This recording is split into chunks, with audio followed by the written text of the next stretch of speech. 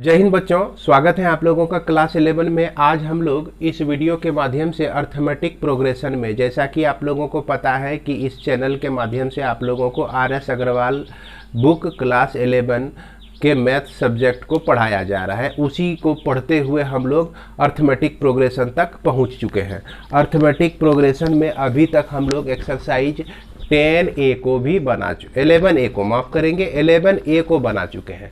11A के ठीक पहले आप एक दो पेज उल्टा के देखेंगे तो कहीं आपको मिलेगा लिखा हुआ सम रिजल्ट्स ऑन AP, और उस सम रिजल्ट्स ऑन AP में थ्योरम 1, थ्योरम 2, थ्योरम 3, थ्योरम 4 और इसी तरह से आपका थ्योरम 7 तक दिया गया है। तो आज हम लोग इस वीडियो के माध्यम से उसी सब थ्योरम को देखने जा रहे हैं। तो इसमें सबसे पहला थ्योरम जो है आपका क्या कहता है क्या कि if the nth term of the progression is a linear expression, किसी भी प्रोग्रेशन का nth टर्म अगर लीनियर एक्सप्रेशन है तो वह जो है n के रूप में, तो वह आपका AP में होगा। इसको हम लोग को शो करना है। तो अब यहाँ पर आपको पता ही होगा लीनियर एक्सप्रेशन क्या होता है। तो यहाँ पे मान लेते हैं कि nth टर्म जो है इस तरह से लीनियर एक्सप्रेशन में है, an प्लस b के रूप में है। अगर नहीं है पता तो देखिए 2n प्लस 3 लिख दीजिए। अगर किसी भी प्रोग्रेशन का nth टर्म इस तरह का है, 2n प्लस 3 है, 4n माइनस 8 है, 7n या n प्लस 5 है, इस तरह से है, तो यह निश्चित रूप से जो है यह प्रोग्रेशन जो है आपका AP में होगा। अगर nth टर्म इस तरह से रहे, जैसे मान लीजिए n स्क्वायर रहे, तो ये इसकी गारंटी नहीं ले सकते हैं ये AP में होगा कि नहीं। और tn equal to n square plus 1, ये इस तरह का n का एक्सप्रेशन जो है लीनियर नहीं होके क्वाड्रेटिक में हो, तो यहाँ पर भी आप नहीं कह सकते हैं कि यह जो है आपका क्या होगा, AP में ही होगा। तो बात आपको समझ में आ गई होगी। तो लीनियर एक्सप्रेशन हम लोग क्या करते हैं, इस तरह से लेते हैं। अब यदि हम लोग क्या करें पुट इसमें कि n equal to n minus 1 in equation 1 में हम पुट कर दिए n equal to n minus 1, तो tn minus 1 equal to an minus 1 plus b हो जाएगा। अब यदि हम tn माइनस 1 करते हैं तो क्या मिलता है हमको, an प्लस b, अब में माइनस हो जाएगा आपका an a इंटू 1, तो माइनस a अब प्लस b। देखिए इसको हमने सॉल्व करके भी लिख दिया। तो यहाँ पर ये 2 इक्वेशन है और हम क्या किए, tn में tn माइनस 1 कर दिए, यानी कि 1 माइनस 2 कर दिए हम यहाँ पे।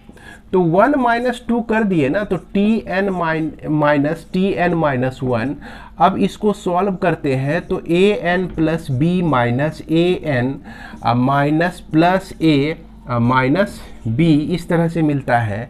an आपका कट गया, b भी कट गया, तो बच गया आपका a बच गया। तो यह a जो है ना आपका क्या है, कांस्टेंट है, विच इज कांस्टेंट। क्या है भाई, एक कांस्टेंट है। अब यहाँ पे दिमाग लगाते हैं कि tn जो है nवें टर्म को डिनोट कर रहा है। कौन से टर्म को, nवें टर्म को डिनोट कर रहा है। n माइनस 1 करने से tn के पीछे वाला टर्म हो गया ये tn nवां टर्म, और इसका पीछे वाला टर्म tn माइनस 1, इसके पीछे वाला टर्म n माइनस 2, और यहाँ आपका t1 और फिर उसके बाद t2। इस तरह से जो है टर्म को हम इसी तरह से डिनोट करते हैं। अरे यहाँ जो है देखा क्या रहा है कि कोई भी टर्म और उसके प्रीसीडिंग टर्म का जो डिफरेंस है वो क्या है भाई, कांस्टेंट है। अब चलते हैं AP के डेफिनेशन में। AP का डेफिनेशन भी तो यही कहता है कि किसी भी टर्म का डिफरेंस बिटवीन 2 टर्म्स, है ना, इफ किसी 2 टर्म का डिफरेंस लगातार कंजुगेटिव 2 टर्म का डिफरेंस जो होता है हमेशा क्या होता है, कांस्टेंट होता है। तो यही बात तो यहाँ भी हो गई कि 2 टर्म कंजुगेटिव 2 टर्म का जो डिफरेंस हो गया, तो यहाँ पे क्या हो गया, कांस्टेंट हो गया। तो इसलिए हम इसको क्या कह सकते हैं कि here the difference between any two conjugative term, here लिख दीजिए the difference between two conjugative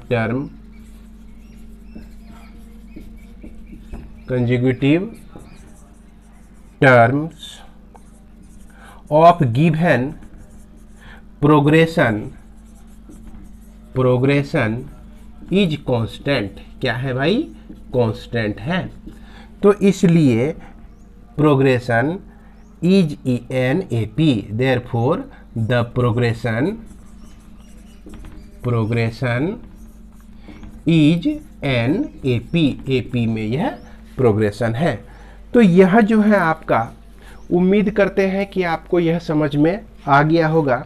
इसके बाद जो है आप दूसरा नंबर देख सकते हैं, कहता है कि if mth term of A P be 1/n, तो mth term of A P जो है आपका 1/n दिया गया है। आप दूसरा थ्योरम को देखिए, यानी कि Tm जो है 1/n दिया गया है और nth टर्म जो है 1/m दिया गया है, Tn जो है 1/m दिया गया है। तो इस तरह के प्रॉब्लम में हम हमेशा शुरू होते हैं किससे, कि लेट फर्स्ट टर्म जो है आपका a है और उसके बाद कोमा डाल के कॉमन डिफरेंस जो है d है। इसी तरह से शुरू करते हैं इस तरह के प्रॉब्लम को, जो कि जिसमें जो है सिर्फ आपका टर्म दिया रहे। अब Tm के बदले हम क्या लिख सकते हैं कि a plus m minus 1 into d equal to 1/n लिख सकते हैं, ये इक्वेशन 1।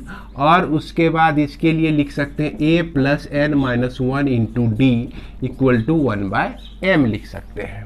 यह आपका इक्वेशन नंबर 2 हो गया। अब क्या कहता है कि to show that its nth term, m into nth term जो है इसका 1 हो जाएगा। तो इससे हम पहले क्या करेंगे कि a और d का वैल्यू निकालेंगे। क्या करेंगे? a और d का वैल्यू निकालेंगे। a और d का वैल्यू निकालने के लिए सबसे पहले हम क्या करते हैं कि 2 माइनस 1 कर देते हैं, है ना। 2 माइनस 1 करेंगे तो यहाँ पर देखिए भाई a plus n minus 1 into D, अब मैं माइनस कर दिए a minus m minus 1 into D, यानी कि 1/m माइनस 1/n। इस तरह से इसको सॉल्व कर लेते हैं। a यहाँ कैंसिल हो गया, n minus 1 minus m plus 1 और यह आपका d अगर कॉमन ले लिए तो इसका एलसीएम m इंटू n, और यहाँ पर n आ गया, यहाँ पर m आ गया, और इसलिए 1 यहाँ cancel, d equal to n minus m by m into n into ये n माइनस m जो है 1/n माइनस m जो है यहाँ नीचे चला आएगा और लेफ्ट साइड में सिर्फ आपका क्या बच जाएगा? d बच जाएगा। देखिएगा, बड़ी ध्यान से देखते रहिएगा। अब यहाँ पर m minus n, m minus m, n minus m, n minus m cut जाता है, तो बच गया क्या आपका? तो d का जो वैल्यू बच गया ना 1/mn बच गया। क्या बच गया? d का वैल्यू 1/mn बच जाता है। इसके बाद हम लोग आगे बढ़ते हैं। यह d का वैल्यू तो पता चल गया। d का वैल्यू पता चलने के बाद किसी भी इक्वेशन में d का वैल्यू को रख दीजिए, किसी भी इक्वेशन में 1 या 2 में रख देते हैं। तो चलिए इक्वेशन नंबर 1 को उठाते हैं हम लोग, यही रूल है। ये इक्वेशन नंबर 1 जो है आपका a plus m minus 1 into D है, यहाँ पे लिख दीजिए फ्रॉम फर्स्ट, और d का जो वैल्यू है 1/mn है इक्वल टू 1/n हो गया। अब a का वैल्यू जो है 1/n minus m minus 1 into mn हो गया। एलसीएम इसका जो है mn हो गया, और यहाँ n कट गया तो m माइनस यहाँ पर m प्लस 1 आ गया, ये दोनों कट गया तो 1/mn आपको मिल गया। यानी a का जो भी वैल्यू है ए डी का वैल्यू 1/mn और ए का भी वैल्यू 1/mn आपको ही मिलता है, यही चीज मिलता है। अब ये कह रहा है कि इट्स mnth टर्म निकालना है। तो टी mnth टर्म निकालने के लिए a प्लस mn-1 इंटू क्या लिखेंगे, t लिखेंगे। a का वैल्यू 1/m इंटू n है और m-1 into m/m into n है, ये चीज है। और इसको हम लोग माफ करेंगे यहाँ पे बच्चों, mn-1 हो जाएगा और d का value m/n, m into 1/m into n है। m इंटू n आप एलसीएम लेते हैं तो 1 प्लस mn-1 बचता है। 1 आपका कट गया, ऊपर भी mn बचा, नीचे भी mn बचा, ये दोनों कटने के बाद क्या बच जाता है, 1।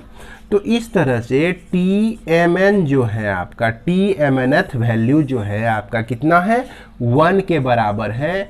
यही चीज हम लोगों को यहाँ पे प्रूव्ड करना था।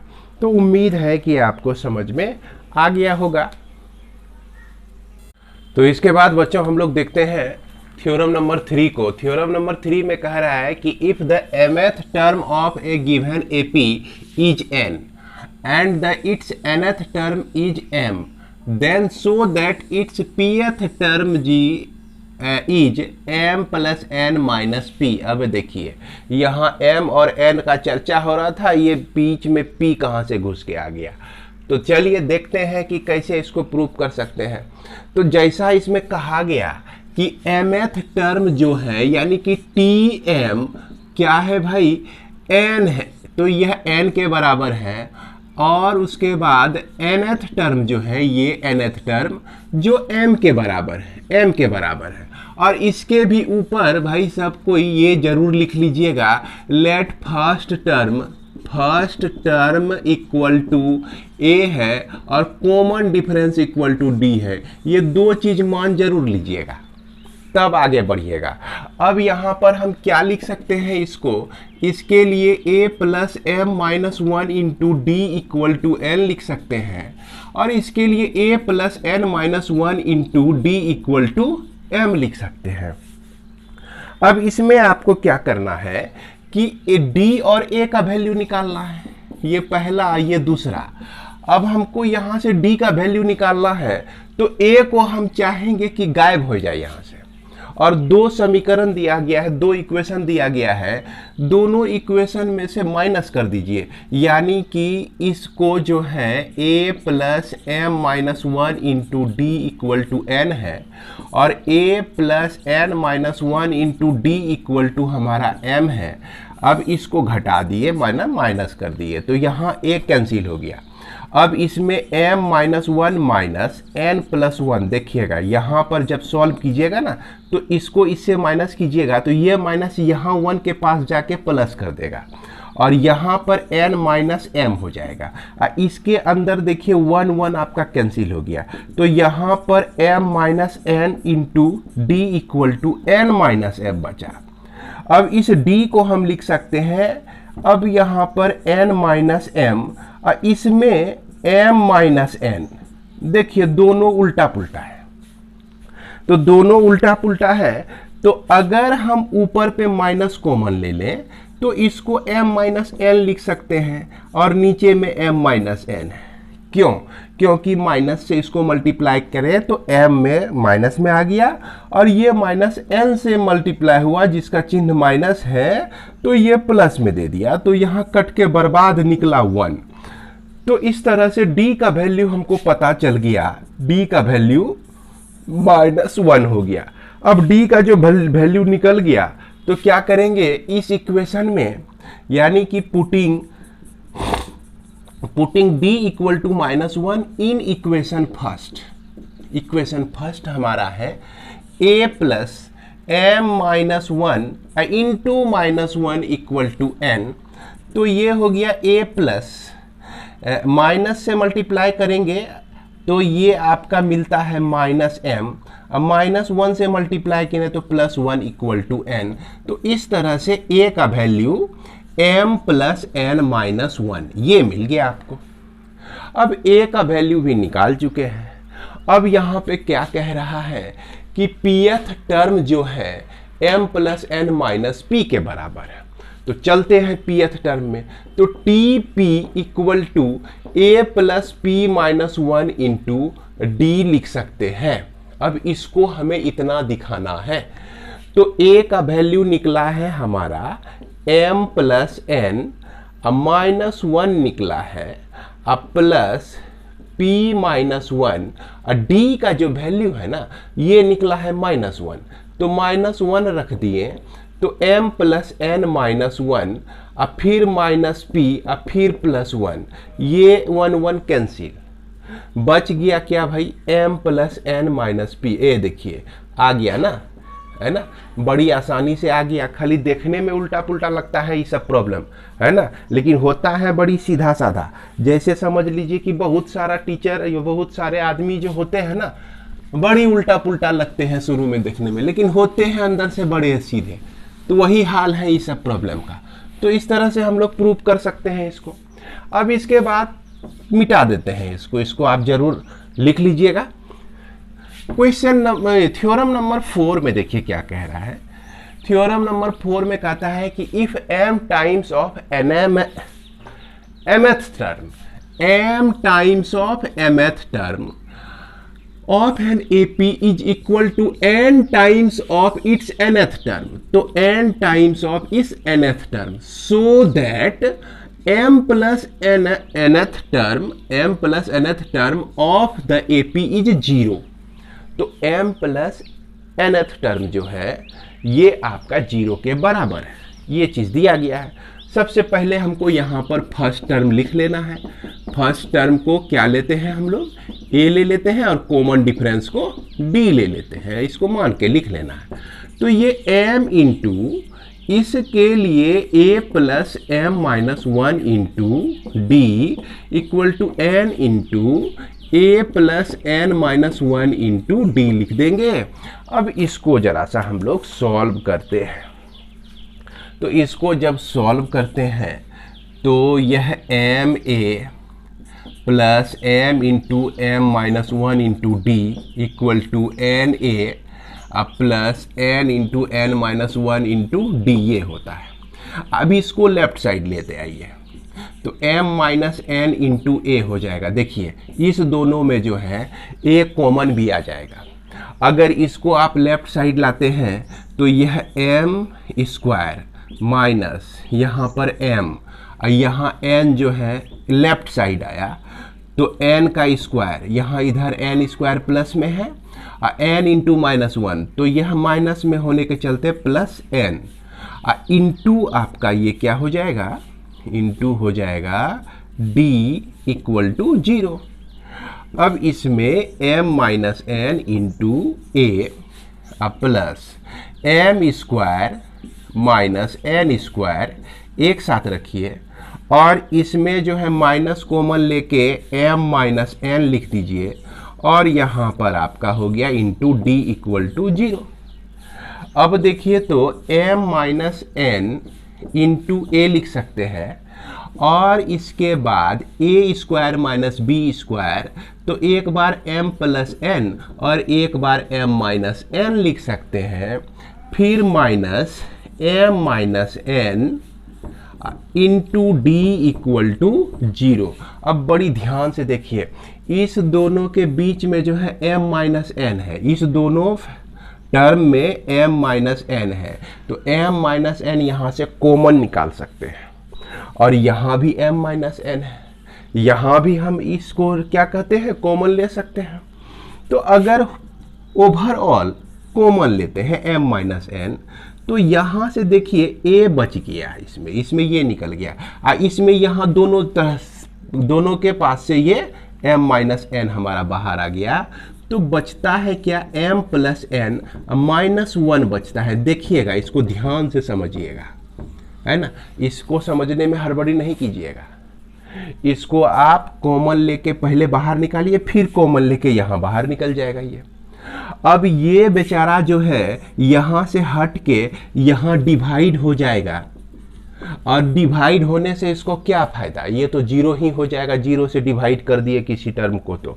तो हमको मिला क्या, हमको मिला a plus m plus n minus one into d equal to zero.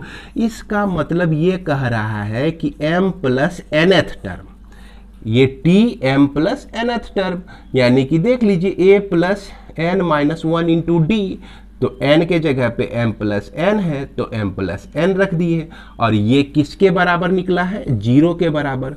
बस यह प्रूव्ड हो गया, यही चीज को हमको प्रूव्ड करना था। इसका आप लोग चाहे तो स्क्रीनशॉट लेके रख सकते हैं। इसके बाद हम लोग आगे बढ़ते हैं और देखते हैं आगे के प्रॉब्लम को। इसके बाद बच्चों किताब में देखिए थ्योरम 5 जो दिया गया है वह कह रहा है आपका, if the pth qth and rth term of N AP BABC दिया गया है respectively, so that q minus r into a plus r minus p into b plus p minus q into c equal to zero. अब यहाँ पर हम direct answer लिख रहे हैं, इसका प्रूफ दे रहे हैं आपको। तो यह जो आपका pth टर्म TP, यहां पे सबसे पहले मान लीजिए लेट फर्स्ट टर्म क्या हम लोग लेते हैं भाई, a लेते हैं, और कॉमन डिफरेंस जो है d ले लेते हैं, और यहाँ पे इसको कह रहा है कि pth टर्म जो है आपका a है, उसके बाद qth टर्म जो है यह b है, और उसके बाद rth टर्म जो है आपका c दिया गया है, इस तरह से दिया गया है। अब क्या करना है कि प्रूव करना है आपको ये रिलेशन, कौन सा रिलेशन, तो इसको भी हम लोग लिख लेते हैं कि टू प्रूव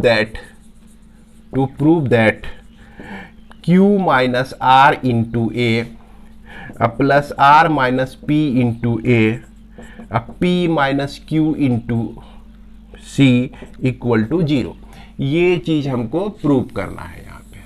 तो चलिए इसको आगे बढ़ाते हैं। इसमें हम क्या लिख सकते हैं, a plus p minus one into d equal to a लिख सकते हैं। इसको क्या लिख सकते हैं, a plus q minus one into d equal to b लिख सकते हैं। इसको क्या लिख सकते हैं, a plus r minus one into d equal to c लिख सकते हैं।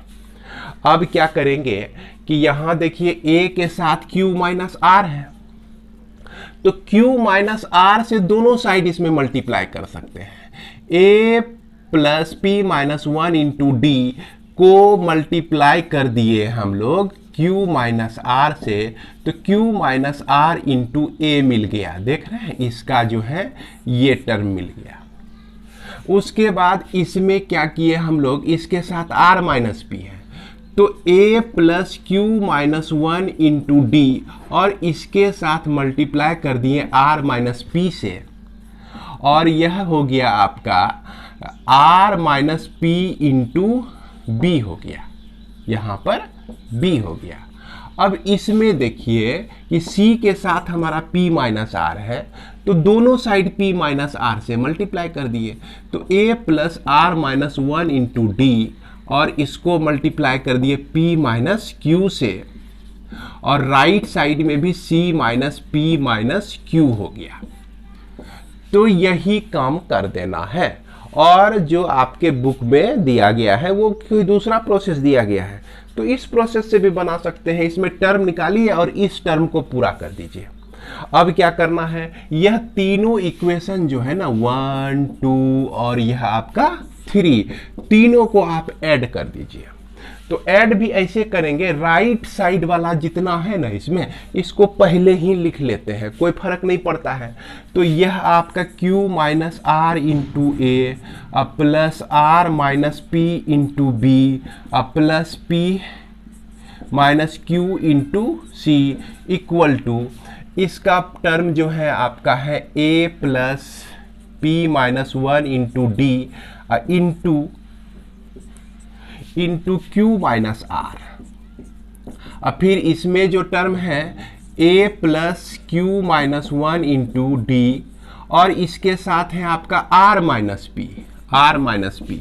अब फिर यहाँ a plus r minus 1 into d, और इसके साथ है आपका p माइनस क्यू।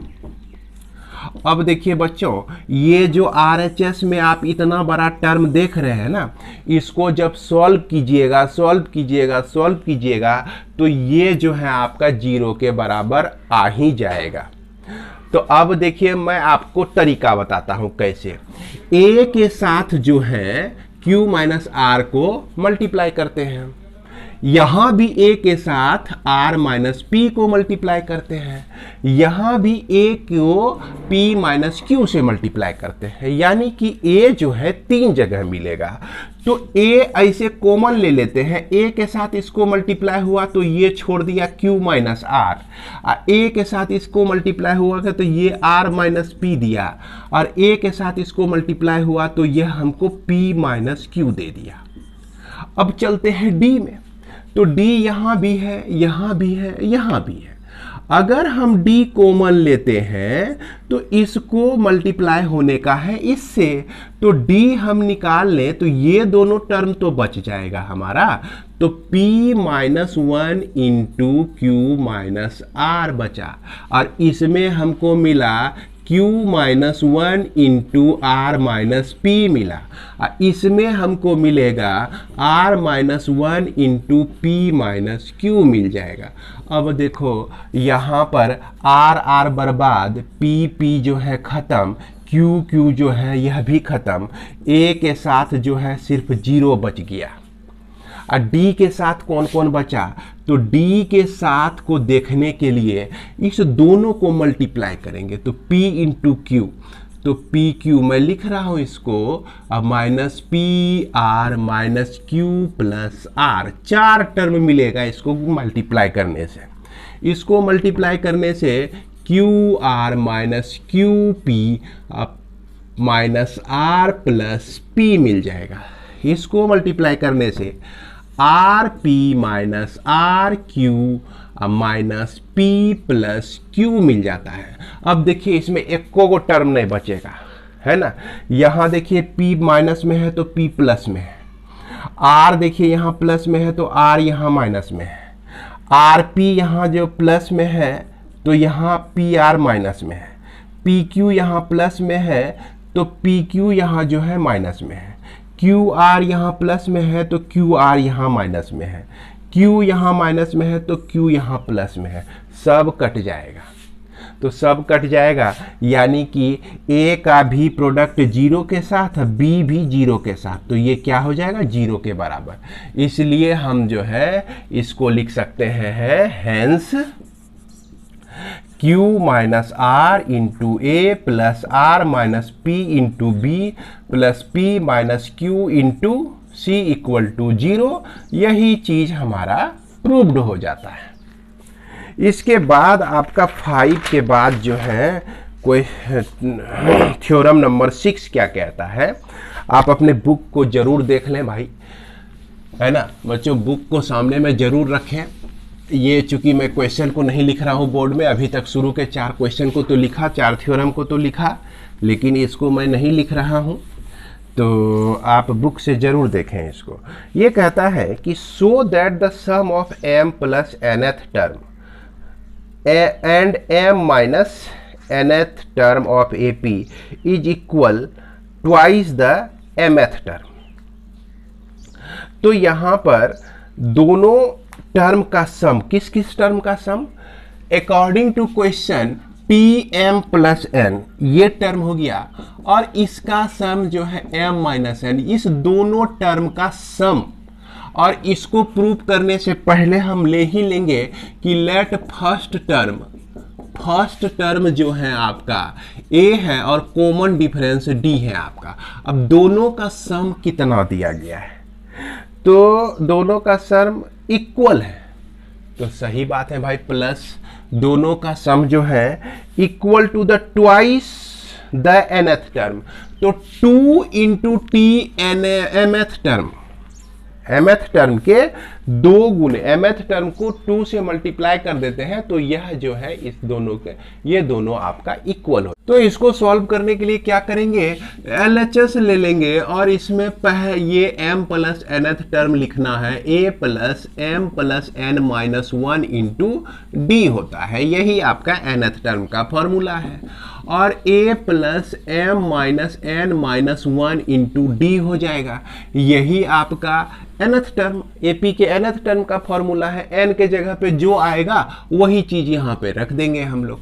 अब यहाँ पर देखिए a प्लस a मिलके 2a हो जाता है और ये इसके साथ भी d है और इसके साथ भी d है।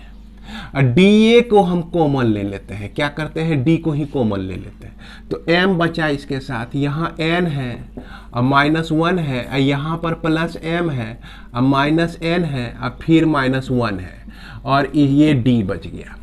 अब यहाँ पर देखिए n और n कट गया तो 2a plus 2m minus 2 into D बच जाता है। तो यह 2a प्लस 2 कॉमन लिए तो m माइनस 1 इंटू डी मिलता है। अब 2 पूरे से कॉमन ले लिए तो a plus m minus 1 into D मिलता है। तो अब बताइए ये कौन सा टर्म है, ये यही ना टर्म है, tm ही ना है।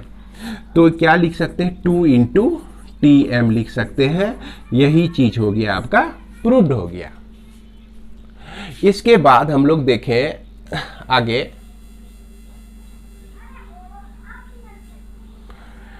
क्वेश्चन नंबर 7 में आपका क्या कह रहा है ना, थ्योरम नंबर 7 को देख लेते हैं।